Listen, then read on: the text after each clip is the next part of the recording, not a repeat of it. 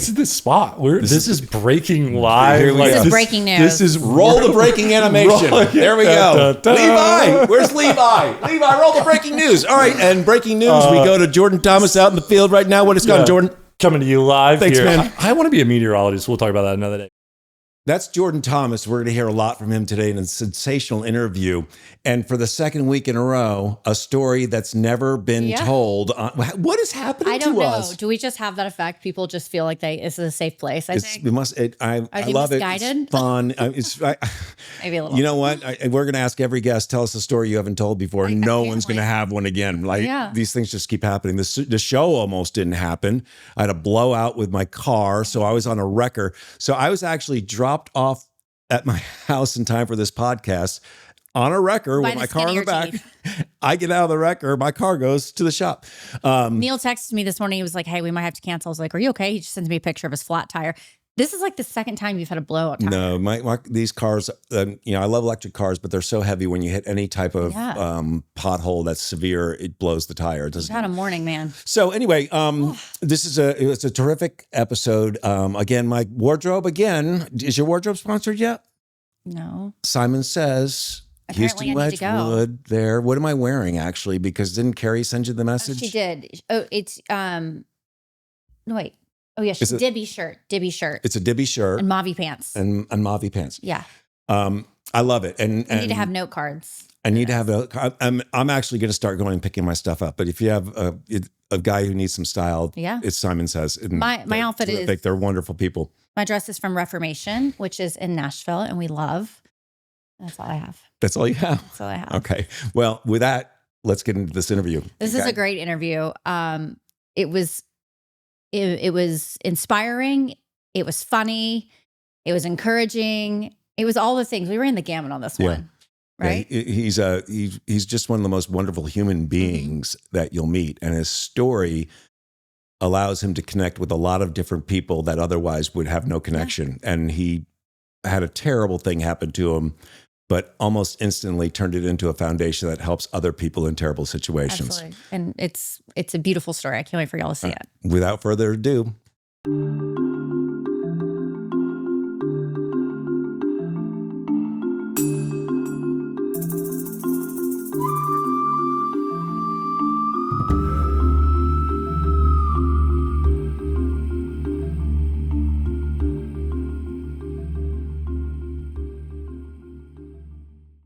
I mean, I've had some questions that are insane. So. Like what? Oh, I mean, I've had a lot. Yes, honey. Come on over, Queen. Let me get you those Doritos. Mr. Jordan said he can open them. I'm really good at opening Dorito bags. I think this is where we should start. It's like one of my major talents is opening. Watch this. You ready? This can be part of that show for sure. Definitely. 1, 2, 3. Boom. But it's going to cost you one. Oh. Is that a deal? All right. You got it. Wow. Deal. I can tell you are Uncle of the Year. It's amazing. You are like my sister. You love kids. Yeah. I love, it's like my passion. But I also want to be able to leave. Yeah, totally. Get that. I'm not going to tuck her in. No. I understand. You don't want to do bedtime and I'm good. Tubby time is so not you're for me. honest too. That's what you're telling me because you actually say it. Yeah. I was looking at the Jordan Thomas Foundation website, and your interaction with the kids seems to be a really bright spot in your life. I mean, it absolutely is. It is impossible to make sense out of nonsense. And what happened to me that day is nonsensical, right? Yeah. And so for me, it's been a tremendous part of my growth and healing journey is to be able to be of service to these kids and families, to bring hope to them. Yeah. Because I remember what it was like to be fairly hopeless. Mm-hmm. I mean, you were just 16 years old. 16. Take us back to that day. Yeah. We were in the 40 Keys and we were scuba diving, and we went 7.5 miles off the coast, which is just a long, long way on a boat. Yeah. And, I was an impatient 16-year-old kid that was ready to get in the water and go do some scuba diving. And I jumped in, and all of a sudden the waves were so high because we were just so far out. Like the waves were really massive swales. And I got pushed behind the boat, and it was rocking kind of side by side. And my mom just in an instant just wanted to get out of the way so that it didn't come down on my head. And immediately I got pulled in, and I knew what had happened instantly. I just looked down and my fins were gone, and I just knew like, hey, we're in real trouble here. They were gone, like clear gone. Yeah, they were gnarly. And you're 7 miles out, and I mean, the bleeding to death is probably the main concern for the people on the boat at that point. First thought, sharks. Literally, my first thought was like sharks, which is crazy. It's a 16-year-old to think about that. And everything slows down. It like really does slow down. And my dad jumped in and he looked at me and he's like, "Are you okay?" And I said, "My feet are gone. We have to go." That was the first thing I said. That's and he looked down and he looked back up at me, and it's like a image that's seared in my mind is like that look of just horror. But I'm really lucky because both my parents are physicians. Yeah. And here's a crazy story I've never actually told anybody like publicly. When my mom was 8, she was babysitting her brother who was 5, and he drowned in the ocean. And she ran out, swam out, pulled him in, tried to resuscitate him, and he passed away. And that moment, she said, "I'm never going to be in a position to not help someone again." She became a physician, and she saved my life on that boat. Oh my gosh. That gave me chills. Yeah. It's really, that's incredible. So you had instant medical care and an instant loving care. It was a combination. Your parents, doctors. So they stopped the bleeding. Yeah, tourniquets, applied tourniquets, elevated my legs, and just went like hell all the way back to the boat or back to the marina. Yeah, and so the ambulance was waiting, obviously, there by the time you got there and took you in. It just turned out that the channel was on the emergency channel on the radio. So my dad's just like yelling into it. And you have siblings. Were they on the boat with you? They weren't. No, it's just my parents. That's almost a blessing, right? Absolutely. Yeah, I'm so glad they weren't there. But I'll tell you this, like it was the most deeply spiritual moment of my life. How so? Being on that boat. I felt the presence of something infinitely bigger than me. Yeah. And there was an okayness with whatever happened. I mean, it was just pure like letting go. Wow. Yeah, it was pretty powerful. The pictures of you in the hospital, you almost look like you're moving toward recovery. And as a 16-year-old, I have one just about to be 16, one that's 18. So I know that it's a tough year in general. Yeah. But your outlook, you can just see it on your face. You almost immediately started moving past the injury. Yeah, and maybe even too quickly in some ways. Like if I look back, like there's some things I would have done differently, but I was so focused and fixated on getting back to doing the things that I love. And the reality with that accident is that it exposed a depth within me that I didn't know was there. That there was another gear inside of me. Wow. That pretty powerful. That's pretty impressive. Yeah. As a 16-year-old, that's hard to fathom. I know. Right. It is for me too. Like I wouldn't even believe it. I look at 16-year-old kids now and I'm like, should you be driving? No. Right. Should you be doing That's really funny. anything? Like it's hard for you to brush your teeth. It's and here you were facing life and death in an instant. And then you had the wherewithal to say like, no, this is my moment. You had a spiritual journey in the water. You had a true spiritual experience in the water. You dove into the water as a 16-year-old and you came out an adult man. It's kind of crazy in some ways. And it's wild. It's wild to frame it as like, I got onto a boat as a fully able-bodied kid and I came back with a disability that I'll have for the rest of my life. Yeah. Yeah. And I often think about like the trajectory of my life. Like there's this one singular moment, a singular moment that just altered the trajectory of my life in ways. And it's the thing of like, I don't wake up a single day and not know why I exist as a human being today because of that day. Most people do not have that. No. And what a gift. Yeah. Think about how much struggle people have of like, what's my purpose? What am I meant to do?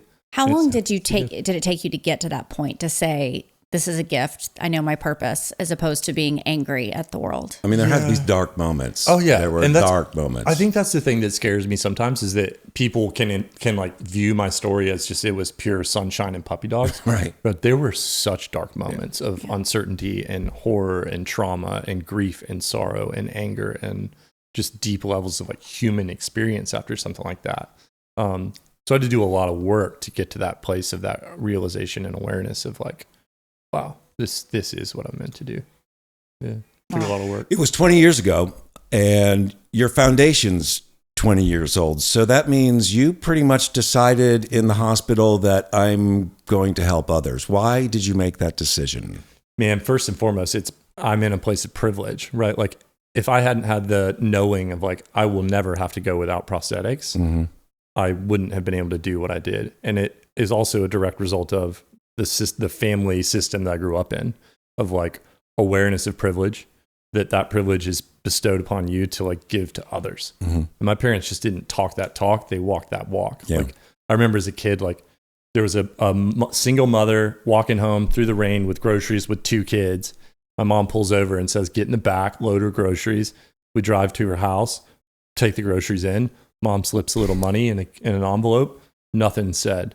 So for me, as a 16-year-old, when I learned like kids don't get prosthetics and can't walk, imagine as a mother what you would do. No. It's like, man, we got to do something here. And it's not cheap. Not cheap. Man, my legs are probably 15 grand and I have 2 pairs. I have a pair that I play golf in. Yep. So there's 30 grand. Does insurance cover that? No, never. Because they're not medically necessary.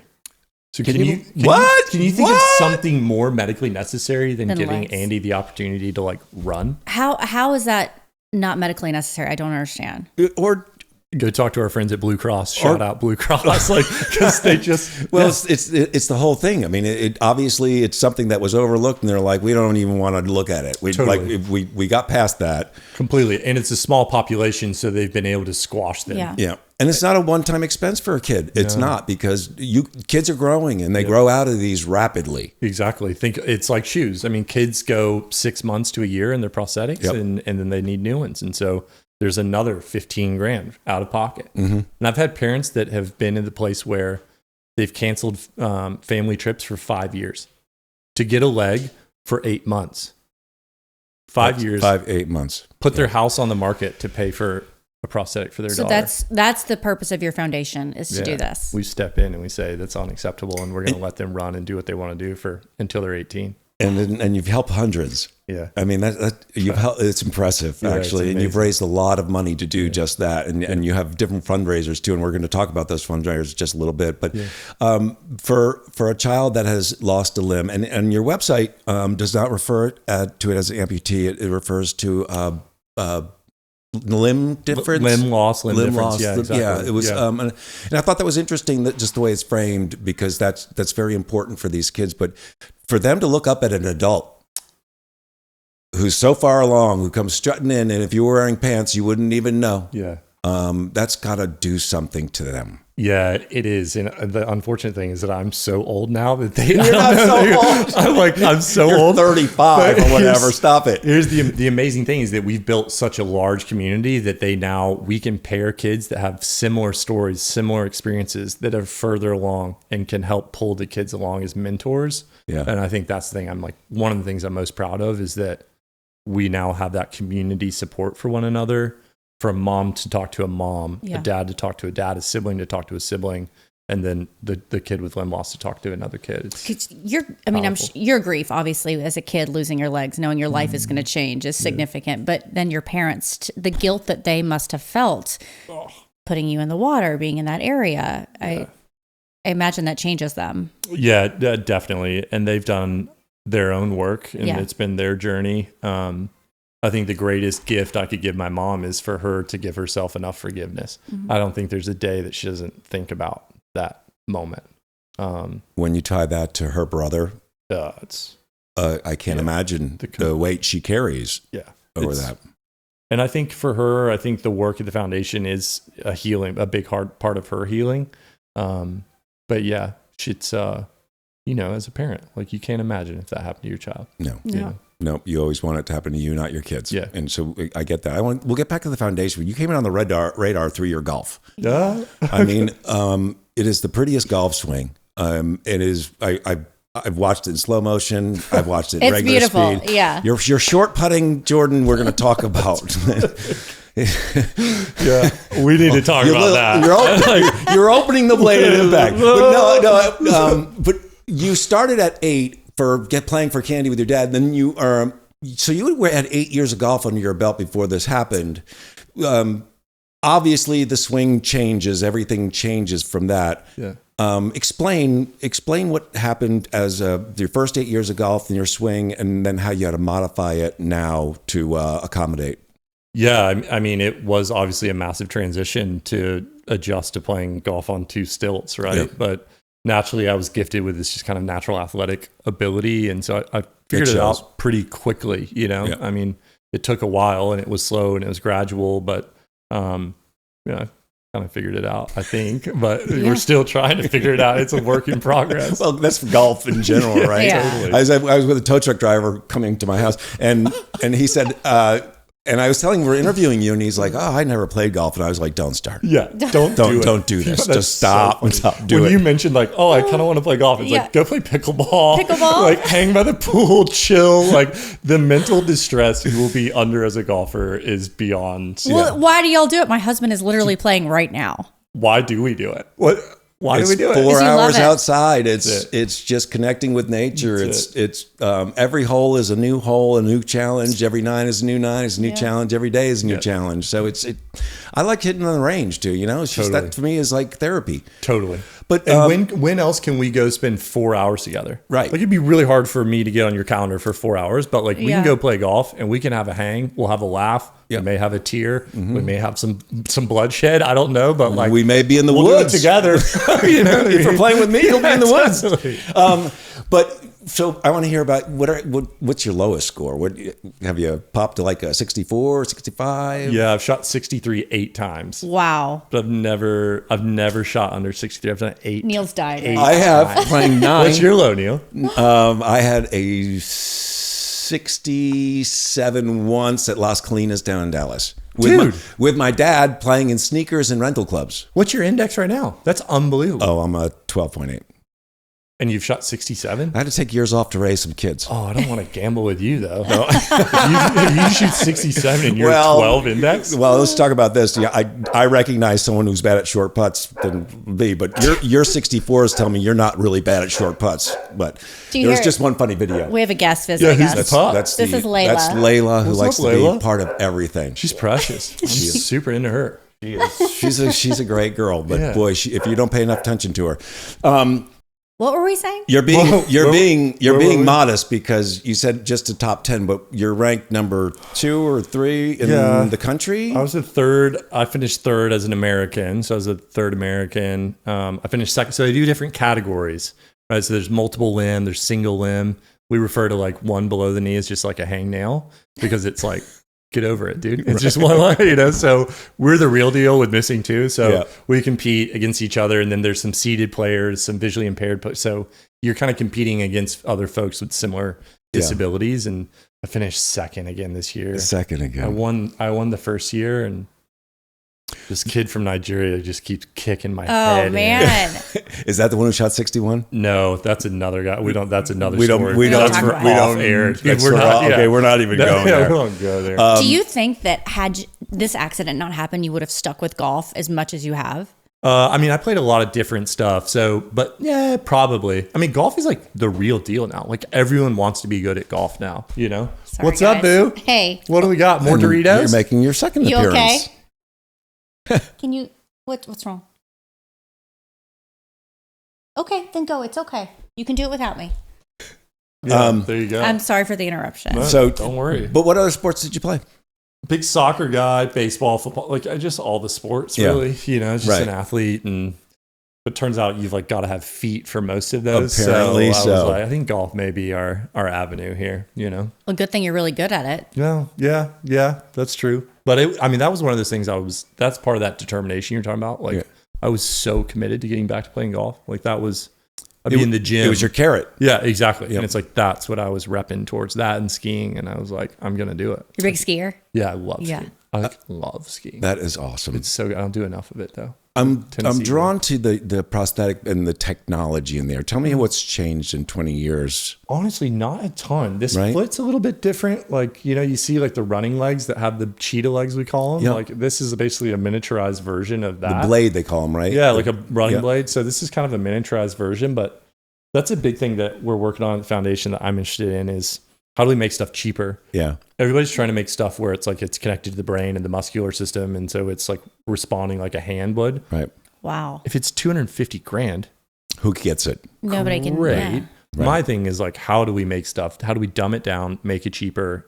Don't compromise like its ability to perform. Yeah. but make it more accessible to more people. You would think that 3D printing industry would be getting into this type of stuff, especially with the carbon fiber that they make those top parts out. Do a mold, do a 3D, and then print it right out. But I think that's the future. But having your parents, both as physicians, have they been like integral in the parts of this? Or I guess they don't know. No, not like the prosthetics really, but like I deal with infections and stuff like that. So having a parent that knows what they're looking at, because I just get like all kinds of skin breakdown stuff. Like, oh my God. And that still happens 20 years later. Yeah, it does. Yeah. Yeah. Well, you're pretty tough on your legs, actually. So when you're in 90-degree heat and you're walking around and you're sweating, I can see how that happens. 6.5 hour rounds. Yeah. And you're out in 95 degrees. Right. I just played in the State Am in Knoxville, the first ever double amputee to ever qualify. That's amazing. Congratulations. Like, unreal, I heard about that. Good. Yeah. You made history. You're on all the local news stations when that happened. They covered that thing like it was unreal. Yep. But it was like 105 degrees was the feels like temperature. And I'm just like, yeah, this is too much for me. Like, I was not into it. That's brutal. How well received were you? Very well received. Yeah. I mean, honestly, it's like, you're welcome to the club. You're with the big boys now playing in the State Am. Congratulations. And it's the thing is like, I don't really play a ton of competitive golf, but there were more cameras on me and like stuff. And I'm like, I'm just a guy that's playing in a golf tournament really for me, you know, but like it's pretty impressive, I guess. Yeah. You like to have fun though. Like there's that video that you were showing us, and hopefully you'll share it with us when we can put it in here, where you actually act like you've hurt your foot. Yeah. My hammy. You're fully hammy, and you're hopping around. Yeah. I mean, it is. It's like part of it. It's like this whole thing's such a gift. This is all a bonus. Like life's not all that serious sometimes. Like sometimes you just get to giggle and like have fun and like, I don't know. But you use humor to break the ice with people. You use humor to kind of like get past this. Okay, it's me. Totally. Okay, so let's have a. Were you always like that though, or did you have to learn to be? I was like always a pretty cheeky like little kid, you know. But like, I mean, it is me, but it's not me. Yeah, I'm not. Yeah. It's funny. It's like I look at you when they're like headlines or stories about me. It's always like double amputee, comma. But like my name is never in them. Yep. And it's like. It's a part of who I am, I suppose, but it's not who I am.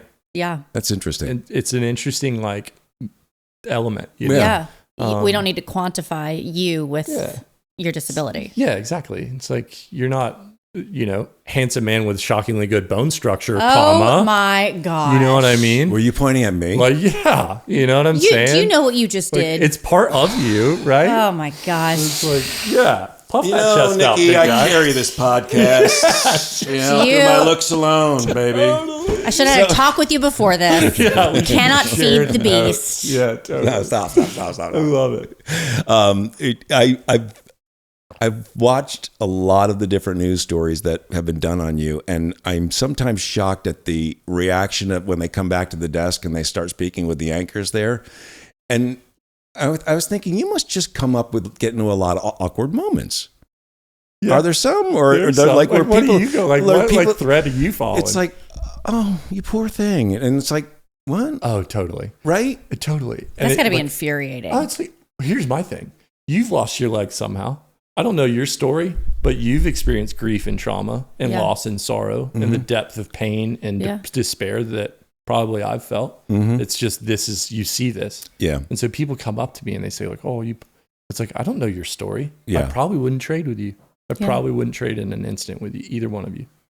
That's remarkable. So what a perspective. You know what I mean? Yeah. But it's the truth. It's like we go about this life in this world and we just like don't really put much thought or consideration to like what you've been through. So what do you want to say to people who do act like that towards you? There's the initial instinct of like, I mean, people will come up to me and be like, what happened? It's like, and I'll just with what? Yesterday? Like, what do you mean? Yeah. I know you. You have 10 different stories, right? Yeah. It's like, but why in any way would someone feel entitled to know about what's arguably the most traumatic event of my life? Right. What do you say to that? And I'm just trying to buy like an orange at the supermarket, right? Like, I've gotten to where I'm like, I don't talk about it. I had a bad day. Yeah. And we'll just like, let's go on with it, Like, I used to feel like I had to tell them. Yeah. And now I'm like, no, they're not entitled to that. No, it's like, it's wild. blows my mind. Well, we appreciate you telling us the story because I want to know. I want to go back to your foundation. Well, first of all, where do you want to take your golf game? What's your goal in golf? Yeah, that's funny. Like, I don't play golf to compete. I play golf to like have a great time with people because it's a passion that I love, and I love being with people and hyping people and having fun with people. So I really think that like the world of like golf content, creating stuff with people that I care about. Yeah. Because you show up on camera, like we just don't. It's like it's funny, you know, and it's a lot of fun, and it's beautiful, and I can have some great people with me, and so I think there's an opportunity there. What I often forget is the power of like the imagery of it. Like people see it and they're like, oh my, like they're stunned by it. Right. For me, I just like put my legs on in the morning and go do what I do. Right. Like you like put my pants on, admire your handsome cheekbones. And all right, now put that's a bit enough. of powder and contour on, and you go rip it in life, right? So I stopped using powder, but it's amazing because the example that you do set for the kids in the foundation, and I want what are when you're talking to a child that's lost a limb recently, is now in rehab and now looking at prosthetics and stuff. What are you saying to those kids to help them through this process? What are the words? Yeah, it's not over. A lot of people think it's this life-changing, life-altering, life-ending thing. And it's like this idea that like, we're going to be here to support you. And it's a family that you never wish you'd be a part of, that you're now a part of. And we're going to support you all the way. Yeah. But then the representation of seeing you live your life so beautifully and enjoying it and being successful in all these different ways is so important. Representation in all different fields is important, but especially with what you do. Yeah. I imagine you hear that from parents and kids, like, I'm going to show my kid your video. Yeah, totally. Yeah. And I think it is. It's just that glimmer of like hope where it's like, okay, this is going to be different because the uncertainty, the unknown is so overwhelming, especially early on. Yeah. But when you're able to see like what's on the other side of it and where this can potentially go, and ultimately some of your first kids you've known for 20 years now, where are they? What are you, I mean, you obviously probably stay in touch and still. Yeah, they're fully sending it in life. Like we had a girl fully sending it. That's first awesome. Is just full sendo, right? And like we've had a girl that took the first step of her life with a prosthetic from the foundation. Also use a prosthetic from the foundation to walk across the high school graduation stage. That's incredible. What? Yeah. That's you did that? Like, what does that do to you? Fire. Yeah. The fire. Yeah. You've got the fire and you do too. Yeah. And it's like it just adds another log to the fire. And it's like, so if we get the prices coming down and the donations going up, it just expands your availability to these kids multiple times, right? Completely. And the other foundational like element of that is policy. Yeah. Like policymakers have the opportunity to pass legislation that ensures kids get access. Mm-hmm. So if I can eliminate the sort of liability on the balance sheet of paying for because we commit till 18. If we can say, okay, insurance companies are going to cover it, we no longer have to pay for prosthetics. Mm-hmm. So now we can pay for mental health resources. We can pay for camps, communities, family reunions where we all come together. We can pay for the stuff beyond just the physical. See, we don't think of that. We only think of the physical. Totally. We don't think of the stuff that's 100%. And that was my experience. Everyone said, oh, he's walking again. He's good. I was not good. My emotional wounds were more life-threatening than my physical ones. Yeah. And I almost bled to death. So what does that tell you? That tells me everything because you went back to the school and you were with your classmates and you went through this whole adjustment with your classmates. Totally.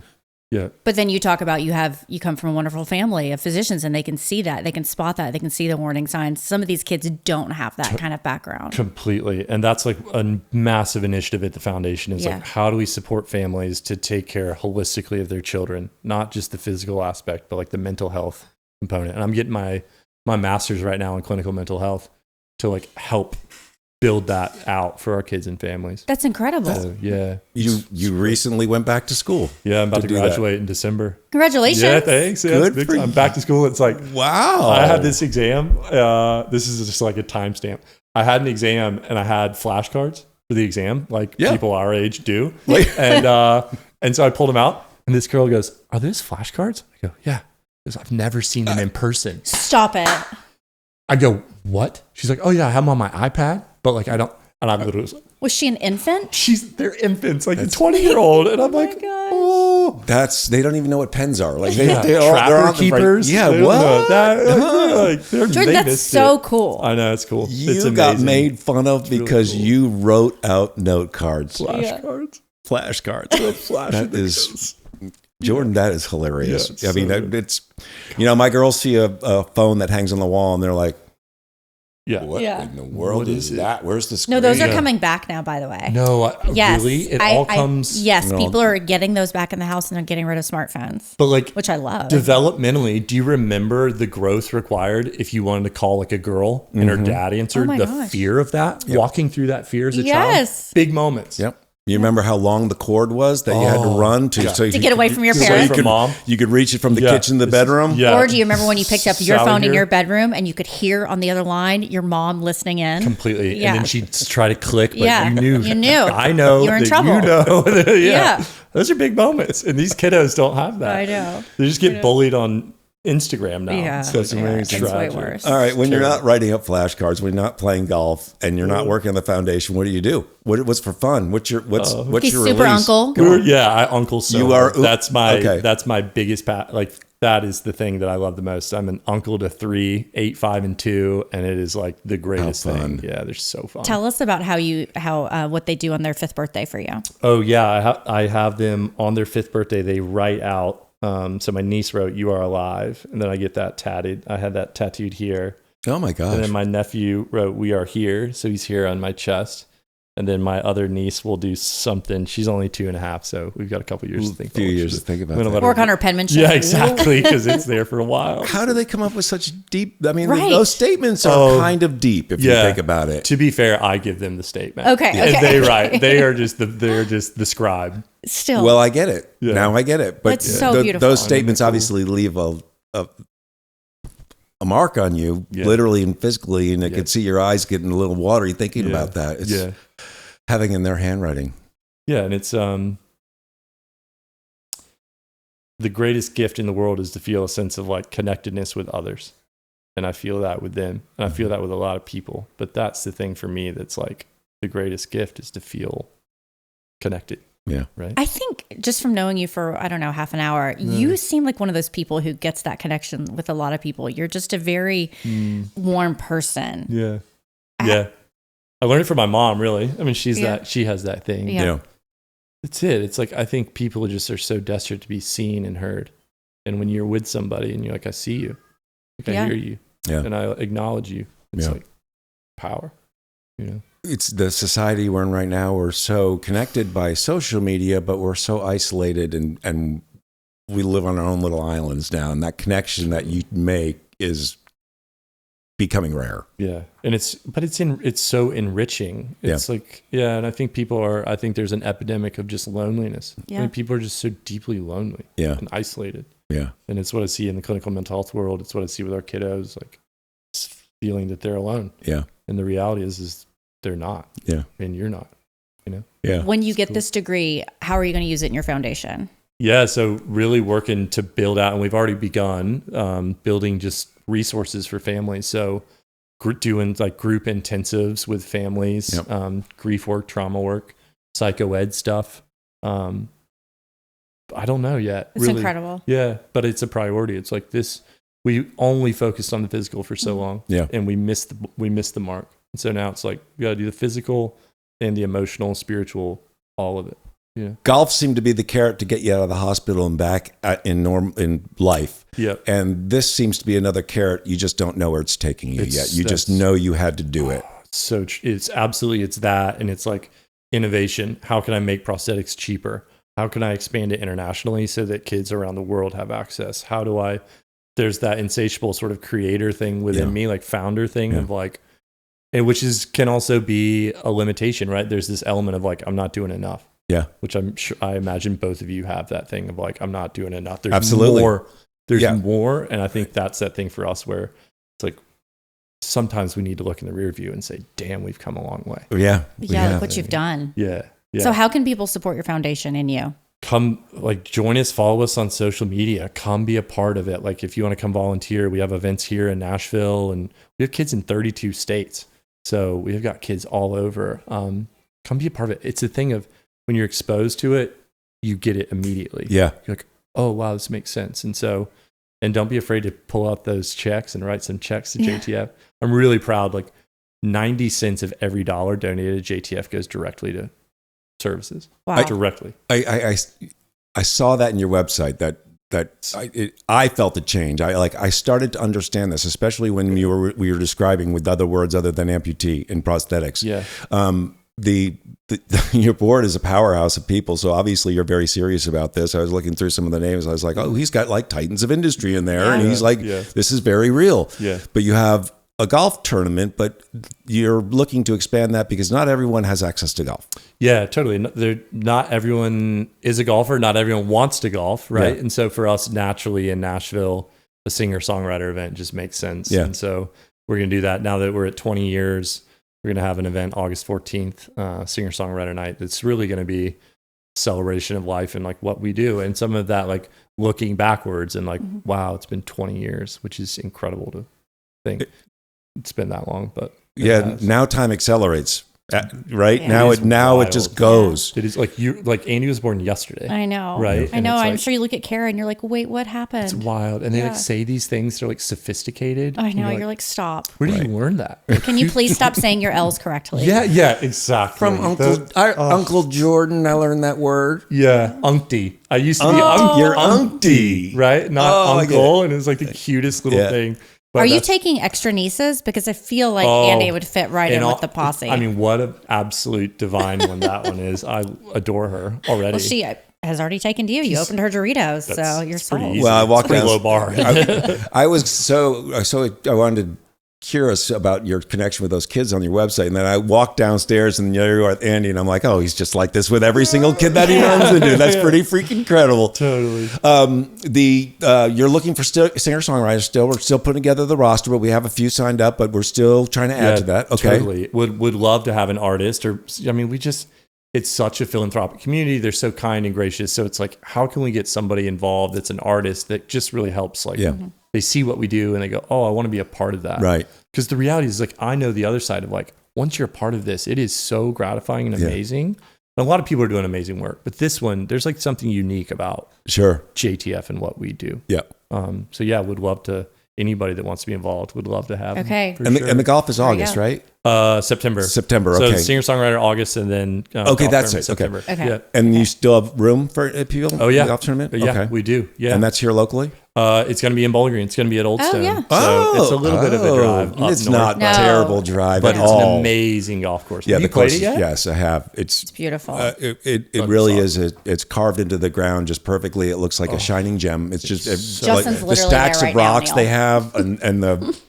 It's amazing. And the long driveway in. He's there right now. We got to get you up there. I know. I think that's a natural foursome. If someone watches this. This is how we play golf. This is four of us. I don't think y'all want me. You're welcome. She'll ride the cart. Cart. Which is a critical part of the team in golf. Is like you've got to have the emotional support animal. They're like, whatever it is, like, come hang. Just be a good vibe. Thank you for the validation. And I'm in, totally. I'll bring the vibes. On that note, are there certain golf lies and shots that you do struggle with because of this? Because it doesn't go online, watch the swing. It doesn't look like it, but there is a little bit of a shift of weight that you have to account for at the end of the swing. And I was like, how does he do a steep sand trap? How does he do? I was trying to think about those shots. There's some stuff that's tough for me, but again, you adapt. Like, we're so adaptable, and so it's like a hanging lie underneath my feet is hard to like get over it. Oh, okay. And so I'll do the old Gary Player walkthrough where I'll like hit it and I just keep kind of walking. You figure it out. I mean, okay. Earlier, by the way, if you're just tuning in, he had 863s, so he obviously figured that out very well. But how do you eclipse 63? How do you shoot 62? Neil, tell me. You shot 67, so you're right on the doorstep. Ones. You gotta make. How many ones do you have in your life? One. You have one? Number 14 at Nashville Golf and Athletic. What'd you hit? It's a real short one, but it's uphill. And you remember the commercial where the lawnmower guy and the kid hits a hole in one and he's by himself, and then the lawnmower guy stands up and claps? I was playing with my next door neighbor who was a dentist. And it was early in the morning. Who's a dentist? Amazing fact. Yeah, great. Well, there's other things about him I can't mention here. No, but and it's a little bit uphill. It's real short, so it's probably just a little sand wedge or wedge flick, and it disappears. And we walk up there, and the lawnmower guy's just mowing lawn, and we're looking for my ball, and he points at me. He goes, and we walk over, and the ball was in the hole. Oh, man. Celebrate? You just kept mowing? He was going, and he waited for us to look for it for a second. Then he was like, what a psycho. Wow. That's terrible. He clearly doesn't know the game. He's mowing the lawn. He's like, I don't even know what they're doing out here. Might have been his fifth ball. Who knows? I don't know. Totally. How many do you have? 1. In 7th grade. I mean, it's been forever and a day. What? Well, let's manifest a new one. I know. We need to. I've whipped out. I've hit the pin. I've done all kinds of I saw someone on the PGA do that. They hit it was their first hole-in-one ever, and they're playing on the PGA. How did that happen? That's golf. Luck. Yeah, it's such an indicator of golf. Yeah. A terrible golfer can have 20 holes in one. Yeah. And I've got 1. You've got 1. Yep. Terrible. Imagine. Whatever. The reality, what sucks? I've got one, you got one. That you may not know. What? Is when you have a hole-in-one, you have to buy all of the drinks for everybody at the club. Yeah. Oh, I didn't know that. Your tab is open for the day. Yep.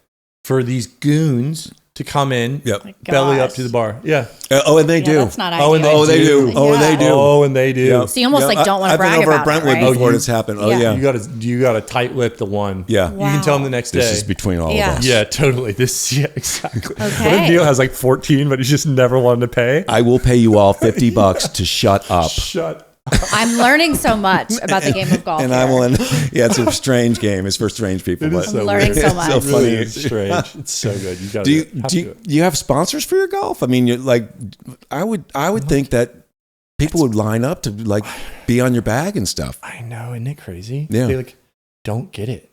I'm just at this place where I'm not big enough yet. I haven't started the content stuff and all that. But if I'm sitting here as a golf brand, I mean, you've got a guy that's top 10 in the world at something that has a disability that serves kids that can put 2 sentences together. Yeah. Why would you not? I mean, it's the perfect story. I'm going what? Yeah. How do you briefly mentioned a little while ago that you are starting to get into content. Does that mean you're going to start a show? Does that mean you're going to start?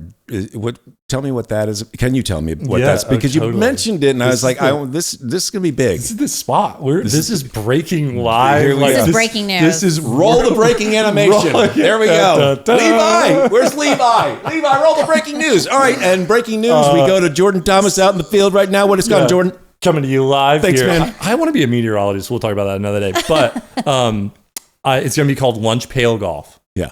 And it's for grinders. It's for the guys that aren't pretty, that just show up to the coal mine with the lunch pail and they go play golf. I love it. And it's this grinder mentality.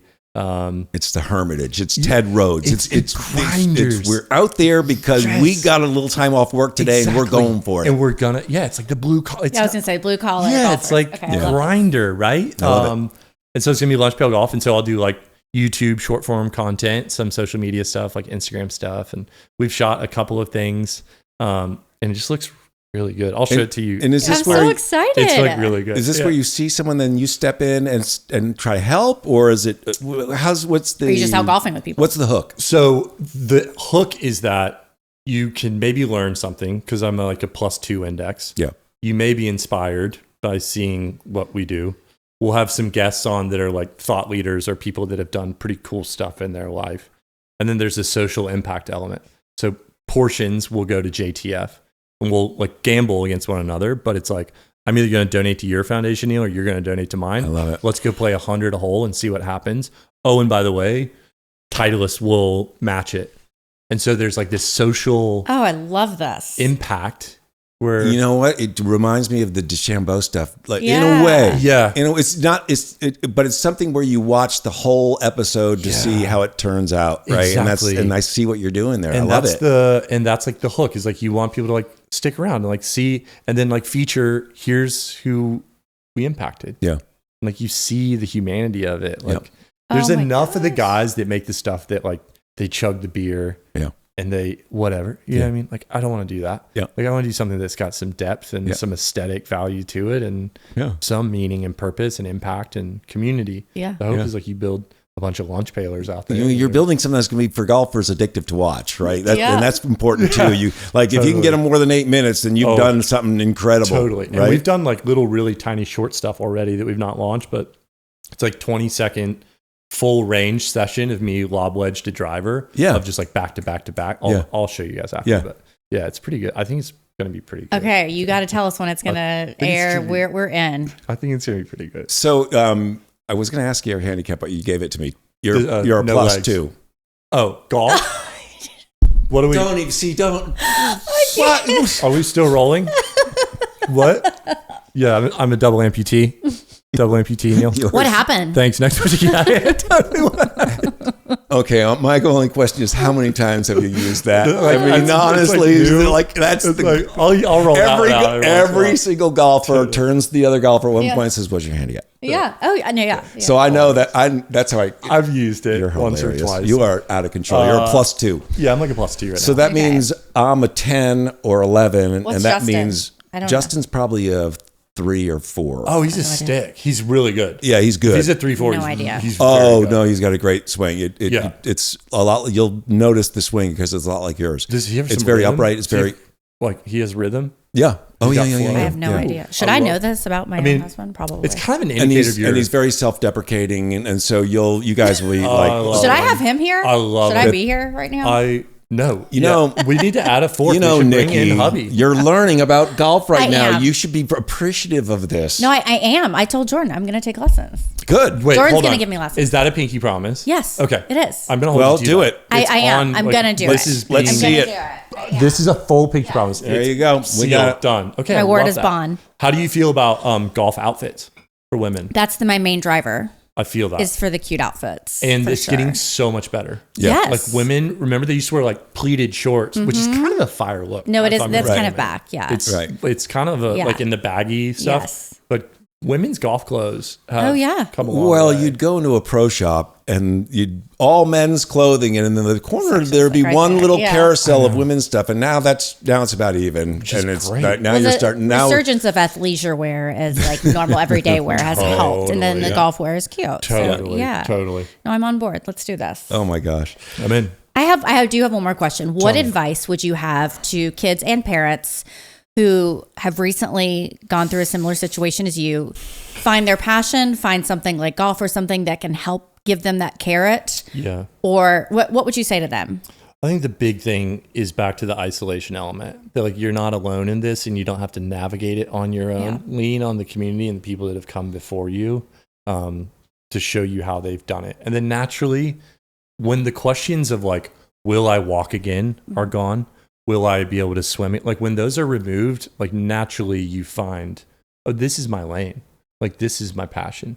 We have one kid that loves hip hop dancing, and we paid for a leg to be made specifically for hip hop dancing. And I'm going to show the picture. I need to see this. And it will blow you. He's the Fresh Prince of Bel-Air. Stop it. He rolls out. He has no limbs. His name's Jude. He rolls out on a skateboard with no limbs. Oh my gosh. And like does the, we'll show What's his name? Jude? Jude. Oh. So is he the one who has prosthetics on his leg but not his arms? Yes. I've seen him. That's amazing. You're not supposed to have favorites. Like you're not. It was like being a dad. Unkby. You got some Unkty steps in with like a couple of them that's like, all right, this one's Jude. Just different. Yeah. No limbs.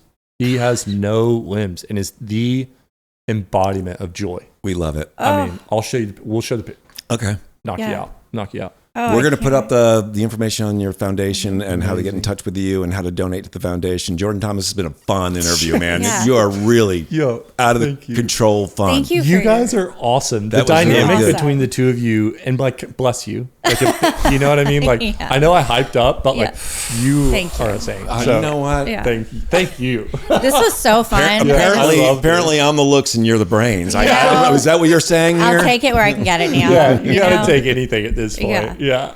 I love it. Instagram, what's your Instagram handle? Give it a shout I'm Press on JT and then Jordan Thomas Foundation. All right. Okay. Thanks. Good deal. Thank you guys so much. Really appreciate it. Enjoyed it. Thank you.